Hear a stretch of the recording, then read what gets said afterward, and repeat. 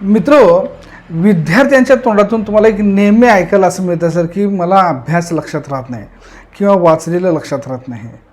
आता अभ्यास न लक्षात राहण्याची कारणं तशी बरीच सांगता येईल की मनामध्ये काहीतरी डिस्ट्रॅक्शन असेल तर, म्हणजे मन भटकणाऱ्या गोष्टी जसं टी व्ही असेल, मोबाईल असेल किंवा प्रेमात ब्रेकअप असेल किंवा कुठं तर कंटिन्यू चालू आहे, अशा गोष्टी असतात. ते मन डिस्ट्रॅक्ट करत असतात की त्यामुळं अभ्यासामध्ये फोकस होत नाही. त्यानंतर समजा IQच कमी असेल तरी पण तुम्हाला लक्षात राहण्याच्या समस्या जाणवतात. अशी बरेच समस्या असतात की ज्यामुळे लक्षात राहत नाही. पण त्यातली एक मेजर समस्या अशी आहे की न लक्षात राहण्याची की तुमचं ग्रास्पिंग परफेक्ट होत नाही. म्हणजे शिकवलेलं परफेक्ट तुम्हाला ग्रास्पिंग झाले नसते, समजलं नसते किंवा वाचलेलं परफेक्ट ग्रास्पिंग होत नाही. आता ग्रास्पिंग न होण्याचे कारण पुन्हा फोकस कमी होतो आहे. म्हणजे तुम्ही जर एकाग्रतेनं वाचलंच नाही किंवा एकाग्रतेनं शिकवलेलं ऐकलंच नाही तर तुम्हाला ग्रास्प त्यातलं निम्म होणार. जेव्हा ग्रास्प झाले त्यातलं निम्म लक्षात राहणार. अशा प्रकारे मग एकाग्रता होत नाही किंवा अभ्यासात फोकस होत नाही. तर त्यासाठी फोकस होणं महत्त्वाचं आहे. आणि फोकस कधी होत नाही ज्यावेळेला तुम्हाला आवड नसते. म्हणजे ही साखळी आहे बघा. लक्षात का राहत नाही तर ग्रास्पिंग कमी होते, आकलन कमी होते.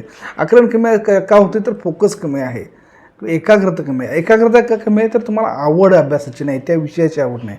समजा जो विषय शिकवायला चालू आहे त्या विषयामध्ये तुम्हाला आवडच नसेल, जो विषय तुम्ही वाचताय किंवा कोणतरी समजावून सांगते त्या विषयामध्ये तुम्हाला जर आवडच नसेल, तुम्हाला इंटरेस्ट नसेल तर तुम्हाला तिथं फोकस होणार नाही.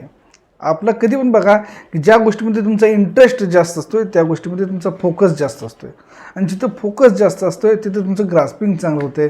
जिथं ग्रास्पिंग चांगलं आहे तिथं लक्षात चांगलं राहते. एखाद्या खेळाचं उदाहरण घ्या. ज्या खेळामध्ये तुम्हाला इंटरेस्ट आहे, आवड आहे, त्या खेळामध्ये आपोआप तुमचं मन लागतंय, तुम्ही मन लावून ते करताय, तिथं जास्त मेहनत घेताय, जास्त एफर्ट देताय, सगळं लक्षात राहतंय, सगळं आठवतंय, सगळं समजतंय.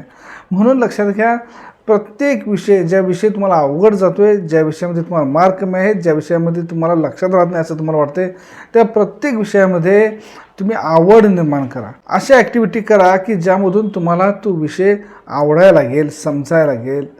आणि मग जर तुम्ही आवड निर्माण केला तर आपोआप ह्या सगळे पुढचे प्रॉब्लेम सॉल्व्ह होतील. इंटरेस्ट असेल तर आपोआप चांगले मार्क पडतील. तुम्ही मानसिक समस्यांनी त्रस्त आहात का? निगेटिव्ह विचार हैराण करतायत? घाबरू नका.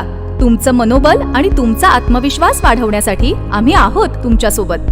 भीती, फोबिया, व्यसन तसेच सर्व मानसिक विकार आणि शैक्षणिक समस्यांवर खात्रीशीर आणि अनुभवी उपचारासाठी पश्चिम महाराष्ट्रातील सुप्रसिद्ध संमोहन तज्ञ डॉक्टर उत्तम गवाणे यांचे संमोहन उपचार आणि समुपदेशन केंद्र. 24 वर्षांचा प्रदीर्घ अनुभव, समाधानी ग्राहक वर्ग, विविध पुरस्कारांनी सन्मानित. डॉक्टर उत्तम गवाणे यांचे संमोहन उपचार आणि समुपदेशन केंद्र.